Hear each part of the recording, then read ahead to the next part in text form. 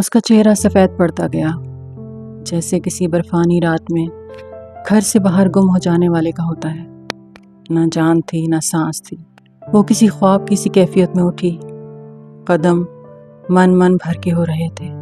University, college, کتابیں سب یہ سکھاتے ہیں کہ کامیاب کیسے ہونا ہے، کوئی یہ کیوں نہیں سکھاتا کہ ناکام کیسے ہونا ہے۔ وہ گھاس پہ قدم اٹھاتی لان چیئرز کی طرف بڑھ رہی تھی۔ ماں وہاں اکیلی بیٹھی تھی، سر جھکائے موبائل پہ لگی تھی۔ کوئی یہ کیوں نہیں سکھاتا کہ جاب چلی جائے گی تو کیا کرو گے، ناکام ہو جاؤ گے تو کیا کرو گے۔ ماں کے ماتھے پہ پسینہ آیا ہوا تھا، جسے وہ دوپٹے کے کنارے سے پونچھ رہی تھی۔ دل ٹوٹے گا تو کیا کرو گے، مستقبل تاریک نظر آئے گا تو کیسے آگے بڑھو گے۔ وہ ان کے ساتھ کرسی پہ بیٹھی اور غور سے ان کا چہرہ دکھا۔ وہ خوبصورت باوقار چہرہ آج بوڑھا لگ رہا تھا۔ جھریاں بڑھ گئی تھی، بائیں جانب سے ہونٹوں کے قریب کی جلد لٹک سی گئی تھی۔ کوئی یہ کیوں نہیں سکھاتا کہ ماں بیمار ہو جائے تو کیا کرو گے۔ وہ شاید ماہی کو میسج لکھ رہی تھی، آہستہ آہستہ ٹائپ کرتی تھی۔ مالا نے نرمی سے انگلیوں کی پشت ان کے گال پہ پھیری۔ انہوں نے چونک کے اسے دیکھا۔ ماں، اس نے گیلی آواز میں پکارا، آپ نے ظہیر کو گڑ بھیجا تھا؟ میں نے؟ نہیں تو۔ انہوں نے حیرت سے نفی میں دائیں بائیں سر ہلایا۔ اس حرکت میں ایک بے بس سی معصومیت تھی، آنکھوں میں کچھ کھوئے کھوئے سے احساس ہونے کا ڈر تھا۔ گڑ تو سردیوں میں ہوتا ہے مالا۔ وہ نرمی سے ان کے چہرے پہ انگلیوں کی پشت پھیر گئی۔ کچھ مختلف سا تھا ان کے چہرے میں۔ کوئی یہ کیوں نہیں سکھاتا کہ ماں بیمار ہو جائے گی تو کیا کرو گے۔ مگر کشمالہ مبین کو معلوم تھا کہ اس نے کیا کرنا ہے۔ وہ حور جہاں کی بیٹی تھی، اس کے راستے متعین ہو چکے تھے۔ ہم اسلام آباد واپس نہیں جا رہے، میں یہیں رہوں گی۔ وہ سیڑھیوں کے ساتھ کھڑا تھا جب وہ اس کے پاس آئی اور اپنا فیصلہ سنایا۔ تم جانا چاہو تو تمہاری مرضی ہے، میں کسی اور کا بندوبست کر لوں گی۔ جو فیصلہ 5 برس میں نہیں ہو سکا وہ 5 منٹ میں ہو گیا تھا۔ میں کہیں نہیں جا رہا، میرے گھر میں کوئی ایسا نہیں ہے جو مجھے مس کرے۔ میں نے جو وعدہ آپ سے کیا ہے تو میں پورا کروں گا۔ میں یہی ہوں آپ کے ساتھ۔ کیف کو دیکھتی اس کی آنکھیں بھیگنے لگی۔ اس نے بس اس بات میں سر ہلایا اور واپس مڑ گئی۔ اس کی انگلیاں ماہی کو میسج لکھ رہی تھی، وہ میسج جو کوئی انسان اپنے ماں باپ کے بارے میں نہیں پڑھنا چاہتا۔ ماہی، ماں بیمار ہے، ان کے ساتھ کوئی مسئلہ ہے، شاید الزائمر۔ تم پاکستان آ جاؤ فوراً۔ چلی ویک کے اس چھوٹے سے گھر کے لاؤنج میں صوفے پہ نیم دراز ماں بینا کا فون بجا تو اس کی آنکھ کھلی۔ وہ ٹی وی دیکھتے دیکھتے سو گئی تھی۔ وہ چونک کے سیدھی ہوئی، موبائل اٹھا کے دیکھا۔ وہ ایک میسج اس کی جان نکال گیا۔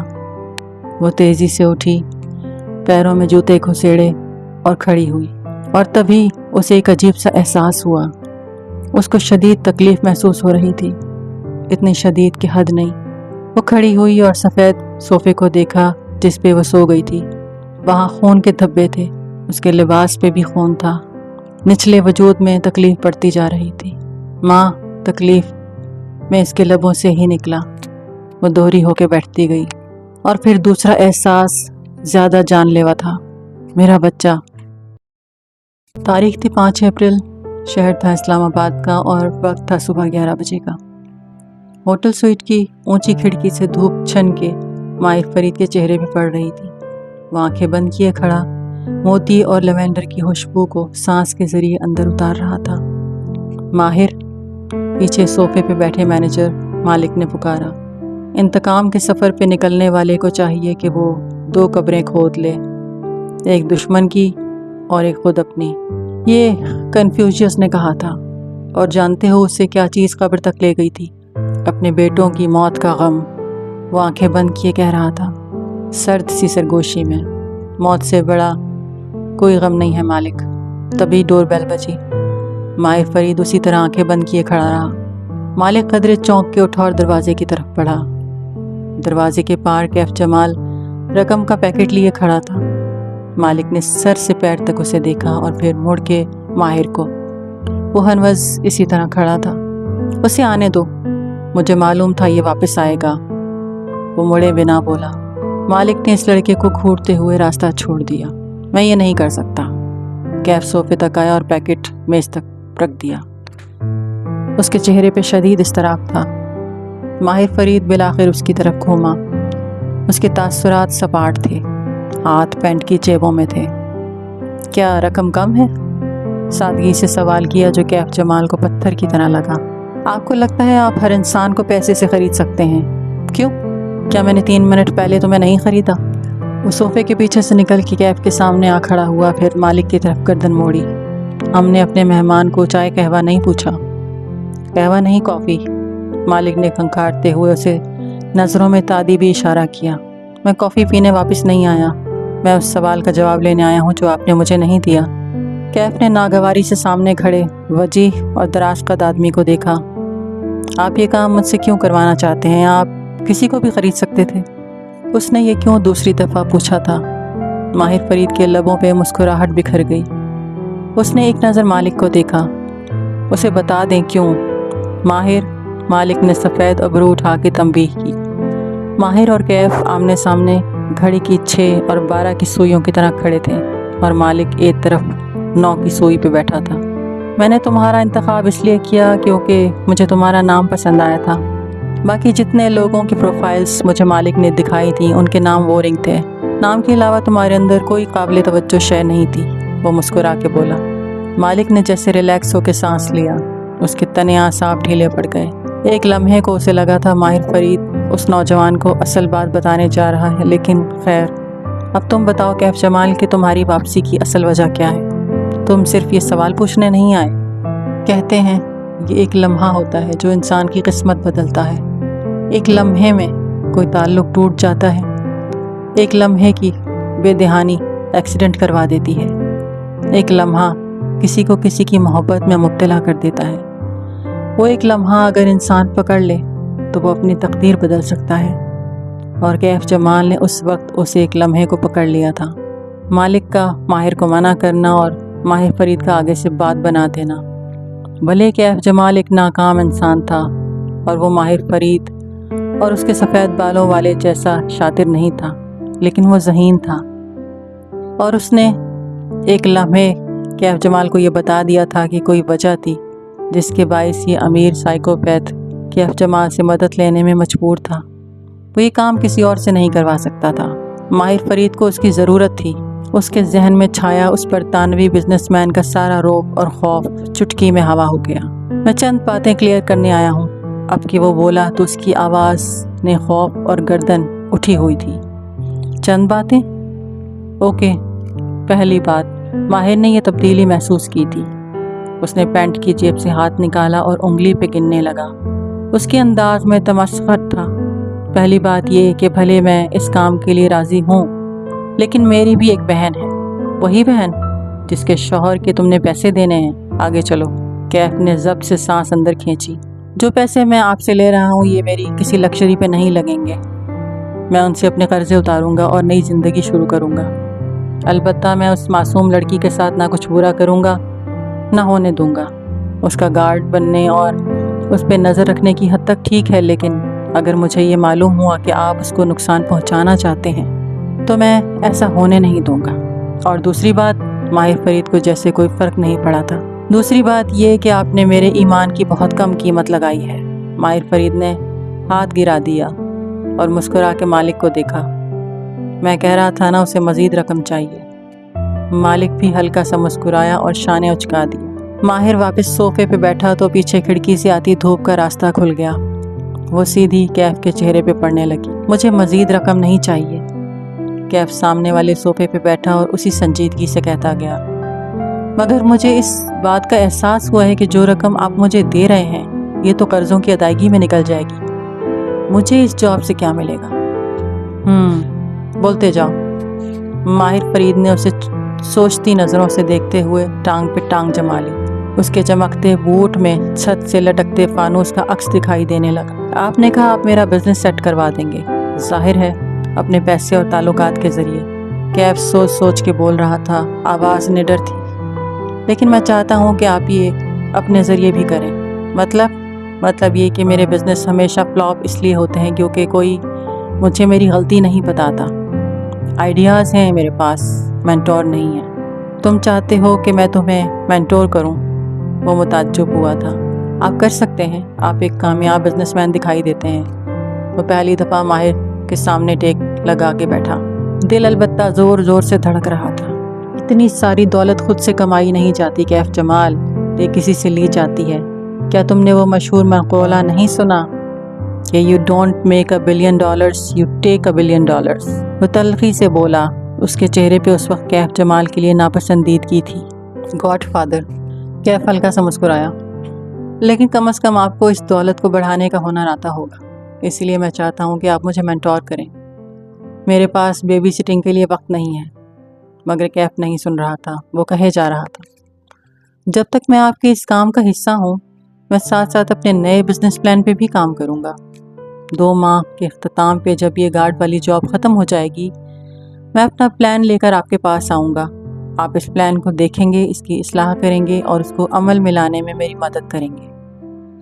مالک کے چہرے سے لگ رہا تھا کہ اب وہ شدید اکتا چکا ہے۔ سنو لڑکے، اب تم اپنی قد سے بڑی باتیں کر رہے ہو، ہمارے پاس اتنا وقت نہیں ہے۔ 1 منٹ مالک، ماہر فرید نے ہاتھ اٹھا کے اسے روکا اور کیف کی آنکھوں میں جھانکا۔ میرے مینٹور کرنے سے تمہیں لگتا ہے کہ تم کامیاب ہو جاؤ گے؟ جی بالکل، ماہر ہلکا سا ہنسا۔ تم نے کامیاب ہونا ہوتا تو اب تک ہو چکے ہوتے۔ تم کیف جمال ایک ناکارہ انسان ہو اور تمہارا بزنس پلان اس دفعہ بھی ناکام ہوگا۔ کیف کے چہرے پہ کئی رنگ آ کے گزرے، اس کے ہونٹ بھنچ گئے۔ میرا بزنس پلان دیکھے بغیر آپ مجھے ناکام کیسے کہہ سکتے ہیں؟ کیونکہ وہ بزنس پلان کبھی نہیں بنے گا، تم اگلے 2 ماہ ضائع کر دو گے، وہ بے رحمی سے بولا۔ اور اگر 2 ماہ بعد میں آپ کے پاس اپنا پلان لے کے آ گیا تو؟ ماہر فرید پھر سے ہنس دیا۔ چلو آج تم پہ ایک تجربہ کرتے ہیں کیف جمال۔ ماہر، مالک نے تنبیہ کی، لیکن وہ اسے نہیں دیکھ رہا تھا۔ وہ اس صورتحال سے لطف اندوز ہو رہا تھا۔ میں اکثر سوچتا تھا کہ کیا ایک انسان تمام وسائل کے باوجود ناکام ہو سکتا ہے، کیونکہ آدھی انسانیت اپنی ناکامی کا ذمہ دار وسائل کی کمی اور غربت کو ٹھہراتی ہے۔ مگر تم میرے لیے ایک ٹیسٹ کیس ہو کیف، تم میرے اس سوال کو حل کرو گے؟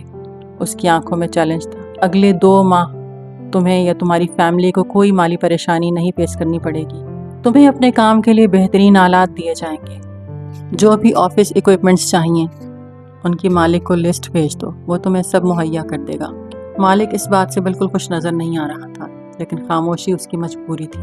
میں تمہیں 2 ماہ دیتا ہوں، تم اپنا پلان بناؤ۔ 2 ماہ ایک لمبا عرصہ ہے، تم دن کے چند گھنٹے بھی کام کرو تو یہ کر سکتے ہو۔ تم گھر سے کام کرتے ہو، چاہو تو تمہیں ہم کوئی آفس یا لگژری اپارٹمنٹ بھی فراہم کر سکتے ہیں جہاں تم سکون سے دن کے چند گھنٹے کام کر سکو۔ مگر سوال یہ ہے کہ کیا تم بزنس پلان بنا لو گے؟ اس کی چمکتی آنکھوں میں تمسخر تھا۔ کیف نے ضبط سے سانس اندر کھینچی۔ میں آپ کو یہ کر کے دکھاؤں گا۔ ناممکن، تم 2 ماہ تک اتنی سہولیات کے باوجود بھی ایک بزنس پلان تک نہیں بنا سکو گے۔ مالک اور میں تمہارے جانے کے بعد اس بات پہ شرط لگائیں گے کیونکہ تم ایک سست انسان ہو۔ تم نے کامیاب ہونا ہوتا تو اب تک ہو چکے ہوتے۔ میں آپ سے مختلف ہوں ماہر فرید صاحب، آپ ایک نارسسسٹ ہیں۔ آپ کے کیف جمال بولا تو اس کا لہجہ سپاٹ تھا۔ آپ کے لیے میں اپنی اونچی کرسی پہ بیٹھ کے بے روزگار نوجوانوں کی ناکامی کا مذاق اڑانا بہت آسان ہے۔ آپ سونے کا چمچ منہ میں لیے بڑے ہوئے ہیں۔ آپ اپنی محنت سے یہاں نہیں پہنچے، آپ پریولیج ہیں۔ آپ کے والد نے آپ کے لیے ایک بہت بڑی بزنس امپائر چھوڑی ہے جسے آپ خوبصورت لڑکیوں کا پیچھا کرنے میں ضائع کر رہے ہیں۔ تمہارے پاس 2 ماہ ہیں۔ اسے کیف جمال کے الفاظ سے فرق نہیں پڑا تھا، اسی محظوظ انداز میں بولا، مگر میں جانتا ہوں کہ تم 2 ماہ بعد بھی کوئی پلان لے کر نہیں آؤ گے، اور پھر ہر بزنس ڈنر پہ، ہر سیمینار پہ تمہارا قصہ سنایا کروں گا کہ کیسے انسان ہر شے کے باوجود ناکام ہو سکتا ہے۔ ماہر فرید اٹھ کھڑا ہوا اور ہاتھ مسافے کے لیے بڑھایا۔ کیف نے ایک نظر اس ہاتھ کو دیکھا۔ وہ لمبی انگلیوں والا خوبصورت ہاتھ تھا۔ ایسے ہاتھ مجسمہ سازوں یا پیانو بجانے والوں کے ہوتے ہیں۔ کیف نے اس سے ہاتھ ملا لیا۔ میں آپ کو غلط ثابت کر کے دکھاؤں گا۔ کیف نے ہاتھ ملا کے چھوڑ دیا، پھر وہ رکا، کھنکھارا۔ اب اسے ایک مشکل سوال پوچھنا تھا۔ اگر کسی وجہ سے 2 ماہ سے پہلے اس جاب کو مزید نبھانے سے انکار کر دوں، اور اگر میں اس سب کو ختم کرنا چاہوں تو کیا آپ مجھے دی گئی رقم واپس لے لیں گے اور اپنی مدد کھینچ لیں گے؟ وہ نتائج جانا چاہتا تھا۔ ماہر فرید کی مسکراہٹ غائب ہوئی۔ وہ 3-4 قدم آگے آیا، یہاں تک کہ وہ کیف جمال کے عین مقابل آ کھڑا ہوا۔ اس کی چبھتی نظریں کیف کے وجود کے اندر تک گڑ گئیں۔ تم نے کبھی سنا ہے ایسے شخص کے بارے میں جو کسی دن اچانک سے غائب ہو جاتا ہے؟ وہ اپنے اپارٹمنٹ سے نکلتا ہے اور پھر واپس نہیں آتا۔ اس کے اپارٹمنٹ کے سامنے ڈیری سروس والے دودھ کی بوتلیں رکھ جاتے ہیں، بینک لیٹرز اور اخبار سے اس کا میل باکس بھرنے لگتا ہے، مگر کسی کو خبر نہیں ہوتی کہ وہ اپنے اپارٹمنٹ میں نہیں ہے، حتیٰ کہ دودھ خراب ہو کے بدبو دینے لگے۔ تب پولیس بلائی جاتی ہے اور اپارٹمنٹ کا لاک توڑا جاتا ہے، مگر جب تک بدبو نہ آئے کوئی اس لاپتہ شخص کی پرواہ نہیں کرتا۔ تم کیف جمال اس جاب کو اپنی مرضی سے ختم نہیں کر سکتے۔ یہ جاب تب ختم ہوگی جب میں کہوں گا، اور جب تک میں نہیں کہوں گا تمہارے اپارٹمنٹ سے بدبو بھی نہیں اٹھے گی۔ اب یہ پیکٹ اٹھاؤ اور جا کے نئے جوتے خرید۔ کیف کا چند منٹ پہلے بحال ہوا اعتماد ایسے بکھر گیا جیسے ہوا سے سوکھے پتے بکھر جاتے ہیں۔ اس نے اسبات میں سر ہلا دیا۔ پیسے، مینٹورشپ، اپنے بزنس کا کامیاب ہو جانا، یہ سب اس کی ضروریات تھیں، لیکن اس لمحے اسے احساس ہوا کہ ان ضروریات کو پورا کرنے کے لیے اس نے خود کو ایک غلط آدمی کے ساتھ سودے میں پھنسا دیا ہے۔ مزید کچھ پوچھنا ہے تو ابھی پوچھ لو۔ ماہر فرید نے کلائی پہ بندھی گھڑی دیکھی۔ میری لندن کی فلائٹ ہے، مجھے واپس جانا ہے، زیادہ وقت نہیں ہے میرے پاس۔ کیف جمال نے کچھ کہنے کے لیے لب کھولے، اسی وقت روم کا دروازہ کھٹکا۔ ایسے نہیں جیسے بیل بجاتے ہیں، بلکہ ایسے جیسے کوئی جوتے سے 2-3 دفعہ ٹھوکر مارتا ہے۔ ماہر فرید نے کیف سے نظر ہٹائی اور مالک کو دیکھ کر ابرو سے دروازہ کھولنے کا اشارہ کیا، مگر مالک نے اپنی جگہ بیٹھے بیٹھے محض کندھے اچکا دیے۔ اس کے پاس کارڈ ہے، وہ خود کھول لے گا۔ کیف ابھی تک بے بس مگر چبھتی ہوئی نظروں سے ماہر فرید کو دیکھ رہا تھا۔ اس کی آخری بات کا اثر ابھی زائل نہیں ہوا تھا۔ چند لمحے بعد کارڈ سوائپ ہونے کی بیپ بجی، پھر دروازہ کھلنے کی آواز آئی۔ ایک دروازہ کھولنے میں کتنی محنت لگتی ہے یار، تم لوگ میرے ساتھ یہ جان بوجھ کے کرتے ہو۔ اندر داخل ہونے والا شخص جھنجھلاتے ہوئے کہتے کہتے رک گیا۔ کیف ابھی تک ماہر کو دیکھ رہا تھا، لیکن اسے پیچھے کھڑکی کے شیشے میں مدھم سا عکس دکھائی دیا۔ وہ ایک نوجوان تھا جس کے ہاتھ میں پکڑی پیپر ٹرے میں کافی کے ڈسپوزیبل کپ نظر آ رہے تھے۔ کیف جمال کو دیکھ کے نووارد نے نظریں جھکائیں، کپ گنے 1 2 3 اور پھر چہرہ اوپر کر کے کمرے میں موجود افراد کی گنتی کی۔ اب کہ وہ بولا تو آواز میں معذرت تھی۔ مجھے نہیں معلوم تھا کہ یہاں ہم 4 لوگ ہوں گے۔ کیف جمال نے ماہر فرید سے نظریں ہٹائیں اور گردن موڑ کے اس شخص کی طرف دیکھا۔ کیف کو خود نہیں معلوم تھا کہ اس روز ہوٹل سویٹ میں وہ 3 نہیں 4 ہوں گے۔ مبین منزل پہ موسم بہار اس سال اداس اداس سا اترا تھا۔ بوگن ویلیا کے درخت اپنے خوش رنگ پتوں کے باوجود مرجھائے ہوئے لگتے تھے۔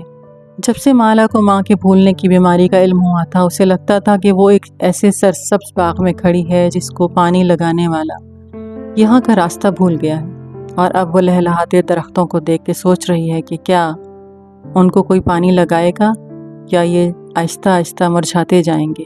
عصر باسی ہو چکی تھی اور شام کسی بھی پل دم توڑنے کو تیار تھی۔ مالا ہینڈز فری لگائے، فون اونچا اٹھائے لان میں بیٹھی تھی۔ اسکرین پہ نظر آتی ماہی کمزور لگ رہی تھی، آنکھوں تلے ہلکے بجھا ہوا چہرہ، 2 تکیوں کا سہارے بیڈ پہ نیم دراز تھی۔ کیا کہا ڈاکٹر نے؟ تھوڑی سی سپاٹنگ ہوئی ہے مگر بیبی ٹھیک ہے۔ ماہی اداس لگ رہی تھی۔ مجھے مکمل بیڈ ریسٹ کا کہہ دیا ہے، ویسے بھی ٹیسٹ ٹیوب بیبی ہے، رسکی پریگننسی ہے۔ ماہی تمہیں مکمل بیڈ ریسٹ کرنا ہے اب، اوکے؟ وہ فکر مندی سے اپنی چھوٹی بہن کو دیکھ رہی تھی۔ مالا میں پاکستان نہیں آ سکوں گی، مجھے سختی سے منع کیا گیا ہے سفر سے۔ اس کی آنکھوں میں آنسو تھے۔ شادی کے 5 سال میں ماہی کے 2 مسکیریج ہو چکے تھے، اس لیے اس کی یہ پریگننسی بہت ہائی رسک تھی۔ یار میں نے تمہیں پاکستان آنے کے لیے تب کہا تھا جب مجھے تمہاری کنڈیشن کا نہیں پتا تھا، اور پھر تم یہاں آ کے کیا کر لو گی؟ ماں ذرا سا بھولتی ہی ہیں، ہم مینج کر لیں گے، لیکن اگر بیبی کو کچھ ہوا تو ماں سے زیادہ دکھی کوئی نہیں ہوگا۔ ماں نے 5 سال اس بیبی کے لیے دعائیں مانگی ہیں، عمرہ، حج، تہجد، نفل، بیبی کو کچھ نہیں ہونا چاہیے، اور پھر ہم آئیں گے نا کینیڈا۔ وہ نم آنکھوں سے مسکرا دی۔ ہاں پلیز تم لوگ آ جاؤ۔ اس کی آنکھوں میں امید جاگی۔ وہ مزید بات کرتی، لیکن درمیان میں غیر شناسہ نمبر سے واٹس ایپ پہ میسج ریسیو ہوا تو وہ چونک گئی۔ 1 منٹ ماہی کہہ کے چیٹ کھولی، پھر لبوں پہ مسکراہٹ بکھر گئی۔ اس نے میسج اونچا پڑھ کے سنایا، کیسی ہیں آپ کشمالہ؟ میں نے آپ کا نمبر اپنی والدہ سے لیا تھا، اگر آپ فارغ ہیں تو کیا میں آپ کو کال کر سکتا ہوں؟ آپ سے ایک کام تھا۔ یہ کون ہے؟ ماہی چونک کے سیدھی ہوئی، ابرو اکٹھے ہو گئے۔ زیاد سلطان، کشمالہ نے کندھے اچکائے۔ اس کو مجھ سے کیا کام ہو سکتا ہے؟ جانے تو مالا، مردوں کی انا اتنی اونچی ہوتی ہے کہ وہ عورتوں کو کبھی کام نہیں کہتے، سوائے اس صورت میں کہ وہ بہت مجبور ہوں یا صرف گفتگو شروع کرنے کا بہانہ چاہتے ہوں۔ سوال یہ ہے کہ کیا تم زیاد سے بات کرنا چاہتی ہو؟ اس سوال کا جواب کشمالہ مبین کے پاس نہیں تھا۔ زیاد اسے اچھا لگا تھا، ایک کامیاب انسان جس کا کریئر بھی تھا، خاندانی بھی تھا اور شکل و صورت بھی اچھی تھی۔ ریپوٹیشن بھی اس کی ایک شریف اور معزز انسان کی تھی۔ وہ 28 برس کی تھی اور وہ جانتی تھی کہ اب اسے شادی کے بارے میں سوچنا چاہیے۔ اسے شادی سے کوئی بیر نہ تھا، بس ابھی تک جو رشتے اس کو میسر ہوئے تھے ان میں ہمیشہ کوئی نہ کوئی مسئلہ ہوتا تھا۔ اس کا کوئی خانہ ہمیشہ چیک ہونے سے رہ جاتا تھا۔ زیاد سلطان البتہ اس کے تمام خانوں میں سب سٹک لگاتا گیا تھا۔ ماں کی بیماری کا علم ہونے سے پہلے اگر یہ سب کچھ ہوتا تو شاید وہ خوش ہوتی، لیکن کل سے ساری دنیا ہی بدل گئی تھی۔ اس نے فون رکھ دیا اور گردن اٹھائے جامنی پڑتے آسمان کو دیکھنے لگی۔ دور اوپر چند پرندے اپنے گھروں کو واپس لوٹ رہے تھے۔ ہم گھروں کو لوٹنے میں اتنی دیر کیوں لگا دیتے ہیں کہ آگے بس اندھیرا ہمارا منتظر ہوتا ہے۔ موعید دوپہر میں گھر آیا تو مالا نے اس کو سامنے بٹھا کے ساری بات بتائی۔ موعید کچھ دیر سوچتا رہا، پھر اس نے سر ہلا دیا۔ زیادہ سے زیادہ الزائمر ہوگا، ہم اس کو دواؤں سے مینج کر سکتے ہیں، اور آج تو ماں بالکل ٹھیک ہیں، شاید وقتی ہو۔ موعید ہمیشہ گلاس کو آدھا بھرا ہوا دیکھا کرتا تھا۔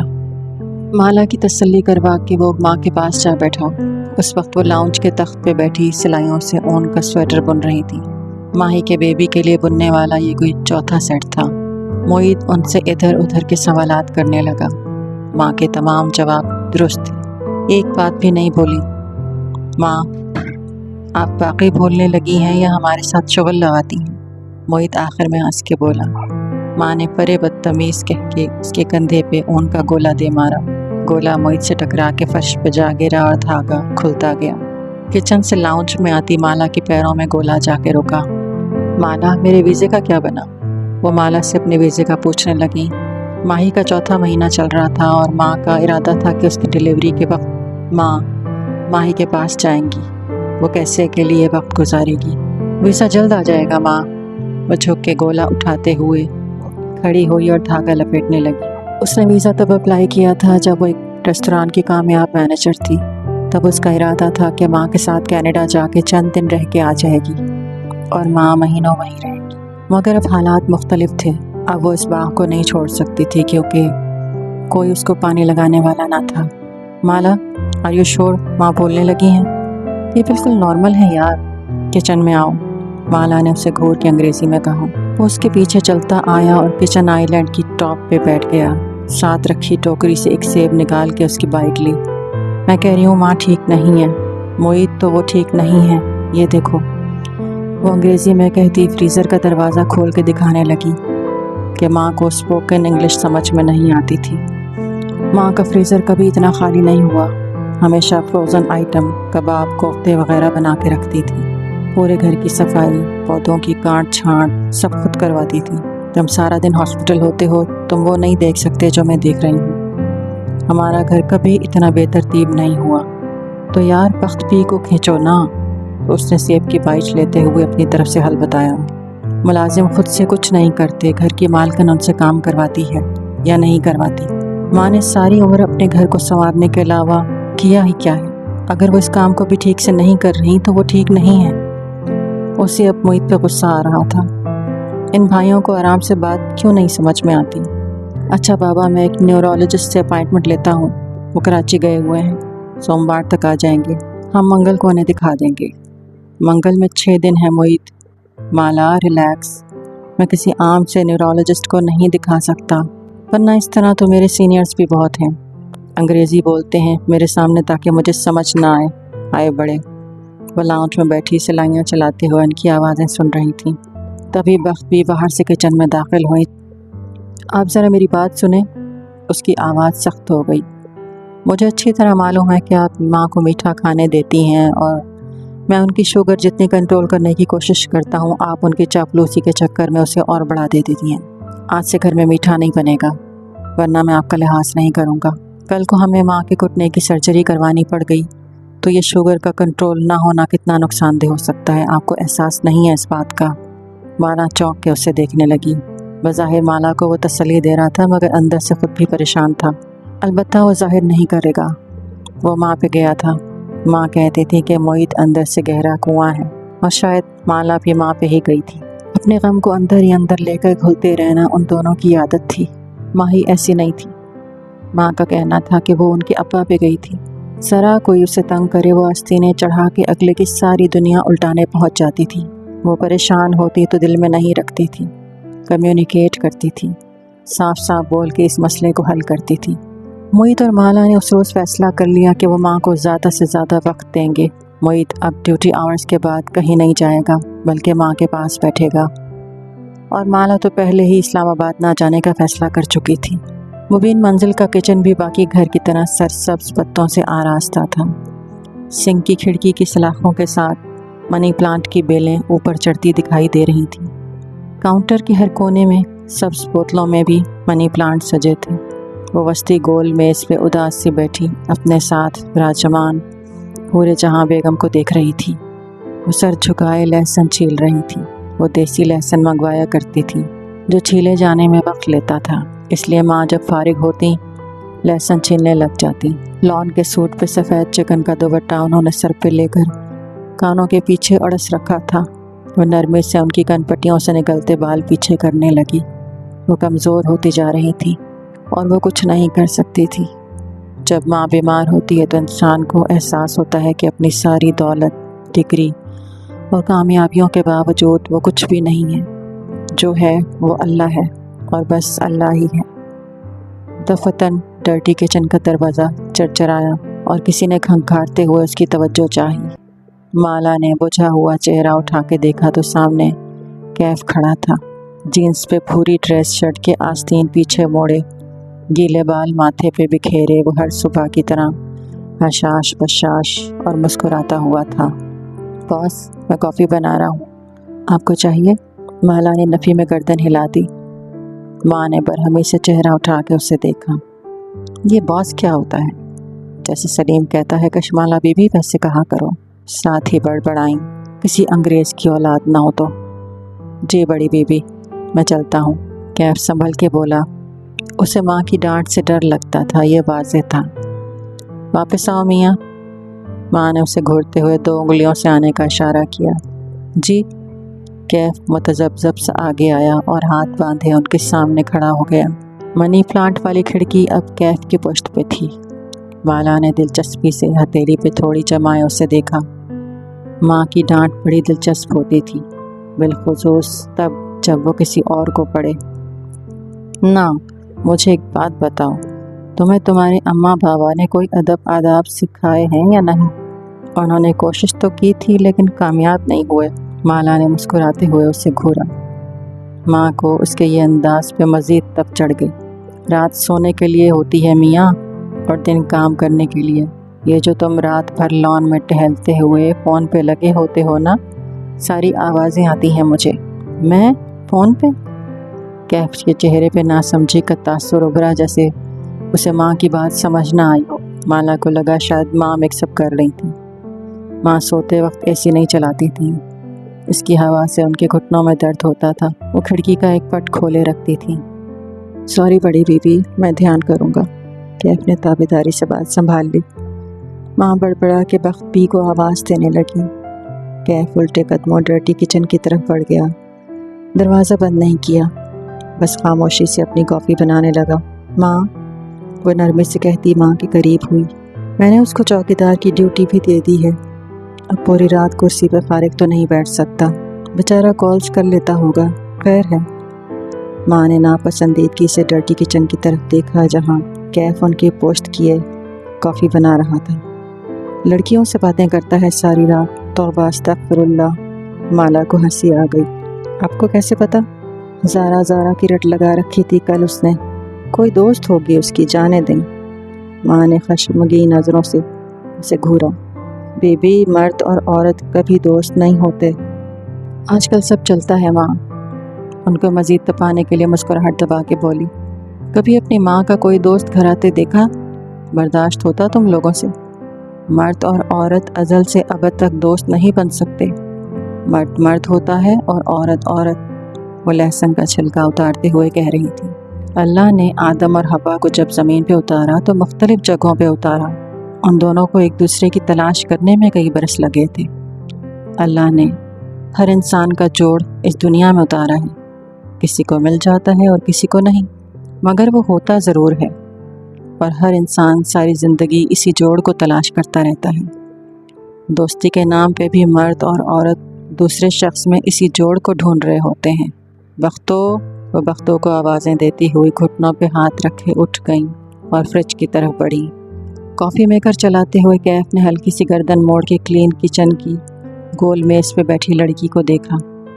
وہ اپنی ماں کی بات پہ دل کھول کے ہنسی تھی، بالوں کی اونچی پونی ٹیل بنائے، اس کا سبز آنکھوں والا چہرہ دھلا دھلایا اور شفاف لگ رہا تھا۔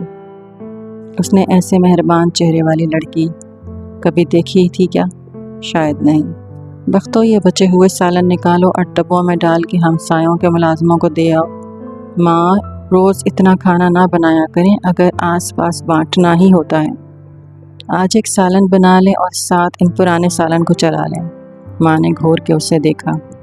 اب میں گھر کے ملازموں کو باسی سالن دوں گی اور اپنے بچوں کو نیا سالن؟ بی بی ایسی تفریق تمہاری ماں نے کبھی نہیں کی۔ اف ماں، میں کھا لوں گی پرانا سالن، آپ بخت بھی اور سلیم کے لیے نیا بنا لیں، چل کے بولی۔ ماں نے ان لوگوں کو ملازم نہیں رکھا ہوا تھا، انہوں نے ماں کو مالک رکھا ہوا تھا۔ کھانا کھلانا اللہ تعالیٰ کو بہت پسند ہے، کھلانے سے کسی کا رزق کم نہیں ہوتا۔ ماں فریج کا دروازہ بند کر کے اس طرف بڑھی تو دیکھا ڈرٹی کچن میں کھڑا کیف اپنی تازہ بنائی ہوئی کافی کا گھونٹ بھر رہا تھا، ساتھ ہی اس کے چہرے پہ ناپسندیدگی در آئی۔ منہ کیوں بنا رہے ہو؟ کیف نے چونک کے انہیں دیکھا، وہ اسے ہی گھور رہی تھی۔ اس نے جلدی سے کپ نیچے کیا۔ اتنی اچھی نہیں بنی اس لیے۔ کیوں میاں؟ بخت بھی جو چولہے کے ساتھ کھڑی تھی چمک کے بولے، جب میں نے چائے بنا کے دی تھی تو کہتے تھے میں چائے نہیں پیتا، اب یہ ولائتی کافی حلق سے نیچے نہیں اتر رہی۔ کیف نے مگ کاؤنٹر پہ رکھا اور ان کے سامنے آیا۔ اب کہ وہ بولا تو انداز چلا کٹا تھا۔ میں نے کہا تھا بخت بھی کہ میں ایسی چائے نہیں پیتا جو آپ بناتی ہیں، کالے پانی جیسی۔ میں خالص دودھ کی کڑک چائے پیتا ہوں جو کافی دیر تک چولہے پہ کڑتی رہے۔ اوکے، نخرے تو دیکھو۔ بخت بھی برا مان گئی۔ اور یہ کافی میکر میں نے کشمالہ بی بی کے لیے نکالا ہے کیونکہ وہ بھی آپ کے ہاتھ کی کافی نہیں پی سکتی۔ چبا چبا کے بخت بھی کو اطلاع دی۔